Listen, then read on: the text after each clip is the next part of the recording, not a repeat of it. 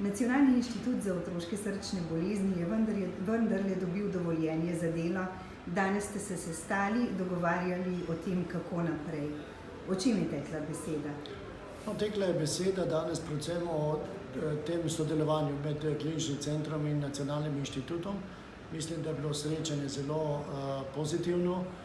Predvsem pa mislim, da smo lahko danes imeli priliko tudi objasniti nekatere podrobnosti, ki so mogoče včasih vzbujale pred par tedni nek, mogoče bi rekel, strah pred tem, kaj bo ta inštitut delal, kako bo delal. Mislim, da je bilo tu danes veliko stvari pojasnenih in veliko vprašanj iz tega področja, z najrazličnejših virov.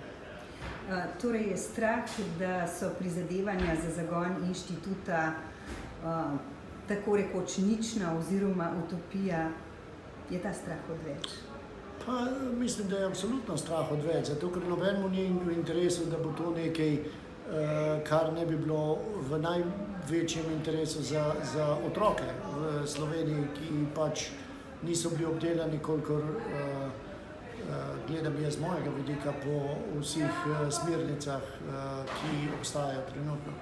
Mislim, da je ta strah, kako bo to delovalo, kako bo inštitut deloval, kje bojo sredstva, kaj to pomeni, seveda je bil nekako prisoten, mislim, da smo to nekako pojasnili, kako in zakaj, kakšen je cilj, kako si predstavljamo delovanje in kaj tudi pričakujemo od različnih struktur kliničnih centrov. In kakšni so ključni kratkoročni izzivi pri delovanju inštituta? Zakaj boste v tej fazi najbolj poskrbeli? No, najprej je treba poskrbeti za trenutni problem in rešitev problem, ki je nastal z odhodom kardiologov, da tu ni kirurga, in mislim, da je to inštitut s pomočjo tudi kliničnega centra to začasno in v tem kratkem času lahko rešil. Imamo kirurga, ki je prisoten stalno v Sloveniji, v Ljubljani, pediatričnega kardiokirurga, imamo kardiologe, ki so iz tujine in tudi prisotni stalno v Sloveniji, kar je absolutno potreba in zagotovilo, da je taka oskrba teh otrok po mednarodnih smernicah. Ste pri zagonu tega projekta v zadnjega pol leta in pri kratkih stikih, ki so se pri tem pojavljali, kdaj obžalovali, da ste se odločili za to? Absolutno ne. Nikoli nisem obžaloval, niti sedaj ne obžalujem, zato ker čutim tako dolžnost kot potrebo v Sloveniji, da se to enkrat uredi tako, kot je potrebno. In s tem ne mislim nobenega podcenjevati, kaj je bilo v preteklosti urejeno. Nekatere stvari so bile boljše, kot so bile prikazane v našem poročilu, nekatere so bile pa slabše. Primer kardiologija je bila sigurno takrat 4 leta nazaj na boljšem nivoju, kot je bila pred dobrimi 2 tedni ali 3 tedni.